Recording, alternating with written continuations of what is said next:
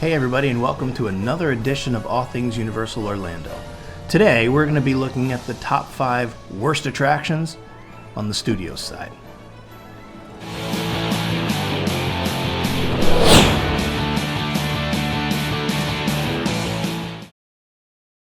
Hey everybody, thanks for watching. Before we get started, just want to remind you to like and subscribe and hit the bell notification so you can be made aware every time we release a new video.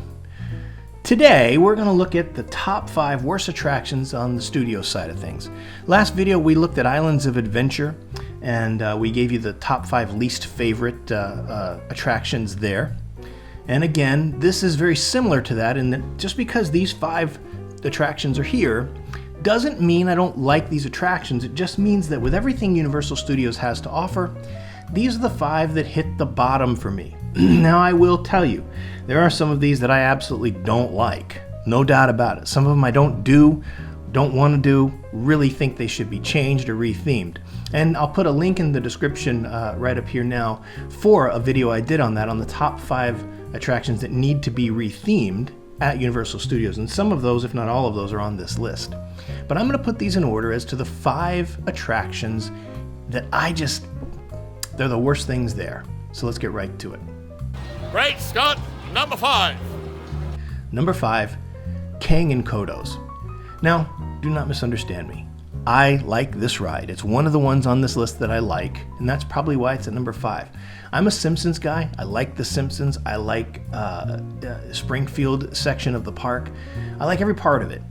But the only thing about this ride that I find enjoyable, frankly, if I'm honest, is the dialogue that Kang and Kodos are talking about while you're spinning around in these flying saucers.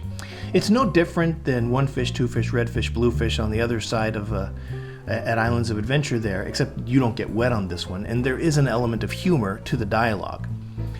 But at the end of the day, it's just like the Dumbo ride at Disney. It's just like the flying carpet ride at Disney. It's just, guys, this is just a simple ride that takes you around in a turn and goes up and down. I guess, again, it's important that you need things like this for little kids to be there, and if Universal and Islands has a weakness, it's they don't have a lot for little kids, but that's how they present themselves as a park. It's a park for older teenager kids who graduate from the Disney age kind of thing, and now have a place to do things that are more thrilling. I just don't know that this is overly thrilling. And with all of the things that Universal Studios offers, this one comes in at number 5 as far as the worst things to do. Number 4, boo-boo-be-doo, boop. Number 4, animal actors on location. I like this show. I have dogs. I'm a pet guy. I like animals. But this show is tired, and this show is boring. And it's never full, it's never popular, even during peak times. It's enjoyable, mildly. But all in all, there's nothing special about this show. And if you check out the rethemed video that I've done before talking about this, you'll see some other ideas that I've had that would make this amphitheater, this venue, better. And it wouldn't be a big deal to change them.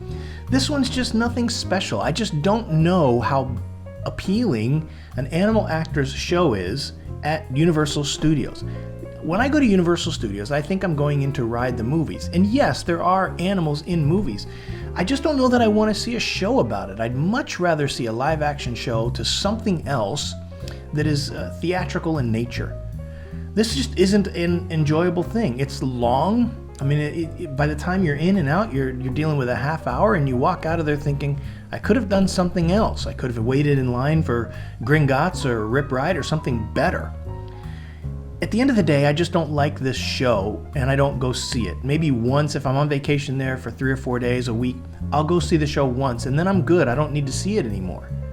Like I said, it's not terrible, and if you love animals, God bless you, and go watch it. I'm glad it's there for you. But for me, animal actors on location, it comes in at number 4. Tree and a half. Wait, tree or tree and a half? Number 3, Shrek 4D. I don't like this. I mean, the quality of the 3D is bad. It's dated. There's nothing good about this at all. The pre-show is not good. The show is, again, long and not good. The best part about this entire attraction is the meet and greet either before or after the show. That's worth doing, but only because it's interactive and whoever's doing the voice of Donkey is pretty good at it. But the show in and of itself is just not anything special. Not to mention that Shrek is somewhat dated. Most kids growing up, they've heard of Shrek and they've seen it because their parents put it on when they were little kids and they wanted to occupy a couple hours out of the day. But he's not a popular thing with kids. Change this to something else if you're not gonna revamp it into something completely different. Do Secret Life of Pets or How to Train Your Dragon or all the rumors that we've heard is gonna take place here. Do it now, because this just is not a good attraction. The wait time isn't terrible, but it's not short. And again, there's so much standing before you get into the theater to sit. It's just not worth doing to me. And on a busy day, it is a popular show because parents want to go in there and sit. And then when they go in there and sit, they're like, I wish I hadn't done that. Or I wish I'd gone and sat somewhere else. This is not a good attraction. And for all of those reasons, this one comes in at number 3. Number 2. The second worst attraction at Universal Studios, Fear Factor Live. I had a hard time balancing this one with what winds up being number 1, which you can probably already guess at this point. In fact, initially I had this one at number 1. This is not a good show. No one cares about this. We're living in a culture that I think this is frankly unappealing. I don't go to a theme park to participate in stuff.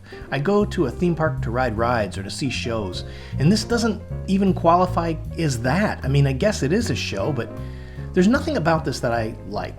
I've seen it twice, and the second time I saw it, I said to myself, why did I waste my time watching that? I don't think it's good. I think it's long. I don't think it's entertaining. And I don't care usually about what's going on in the show. I'm not going to beat this thing up. It's a great theater, and I love it at Halloween Horror Nights because of the different varieties of show we get there, whether it's Bill and Ted or whatever. My point is, during regular times of the year, change this. There's so many options that you could put in there. I gave you before in the retheme video that I've set the links to that this would be an amazing, amazing, amazing, amazing extension of Harry Potter, that you could put the Ministry of Magic there. Something like that would theme it with London, that would all be the same and would extend your Harry Potter experience. I think that's what should be done. And for all of these reasons, but basically just because the show's not any good, Fear Factor Live comes in at number 2. I do have an honorable mention. A lot of you aren't going to like this, but it is what it is. E.T. Adventure is my honorable mention for one of the worst attractions there. It's old, it's good, but it's dated, and you can tell that it's dated. It feels dated. Everything about it seems dated. The animatronics don't move, or the ones that do don't move well. But there's something, I'll grant you this, there's something appealing about it. Certainly the queue when you're in the forest is amazing, and the smell, the scent rather, that is in there is epic, so to speak. I mean, it's a fine, fine smell. People put it in candles and scented oils and things like that, but that's, to me, the highlight. Again, E.T. is how old now? 40 years almost, probably?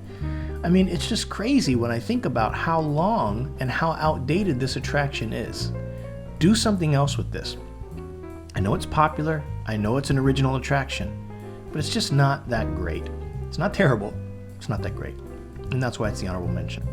So before we get to number 1, we're going to count down the top 5 so far. Number 5, Kang and Kodos. You know why. It's just not that great of an attraction. It's kind of a boardwalk carnival kind of ride that spins you around in a circle and goes up and down. The only reason it's even enjoyable is the dialogue, which I think is pretty funny, but somewhat repetitive. Number 4, Animal Actors on Location. Just not appealing to me. It's a long show and not that great. Entertaining, mildly. Could they do something else? Not only could they, but should they? Number 3, Shrek 4D.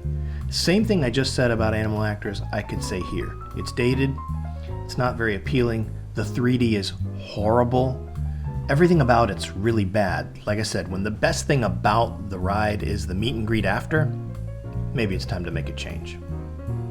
Number 2, Fear Factor Live. All of the things I said about Shrek and Animal Actors, I'm going to say about Fear Factor. This is just not a good attraction. It's not a good show, it's not entertaining, and that's why no one ever goes to see it. So here it is. Hey, number 1. The worst ride at Universal Studios, Fast and Furious Supercharged. I don't have to tell you how bad this is. Go on YouTube and type in Fast and Furious Supercharged, watch everybody who does a review on it, and pick which one of us hates it the most. This is one of the worst attractions I've ever seen. It was a terrible decision to spend millions of dollars to revamp Disaster and put this in its place. This is a mistake. It's not good. Frankly, if I'm honest, there's an element to me that's just not even quality. I mean, nothing about this is good. The 3D isn't good. I get you're moving. There's really no part. The dialogue is terrible. The emphasis on family is dumb. The best part about this is the live actor who gives you the pre-show. But it's the same no matter who does it, and it's the same concept, and it's the same kind of humor. So after one or two times, it's really not that great anymore. This was a bad decision, Universal. You blew this one. This one to me was not a good attraction. I was hoping for something more. I was excited about this. I mean, Fast and Furious is a pretty popular franchise. 7 movies, 8 movies, however many movies. Maybe not popular to me, but to a lot of people. You don't make 7 movies if no one's going to see it. You had great people, great characters with Vin Diesel and The Rock, and man, guys, all of these people, you could have done something so much better, and you just didn't.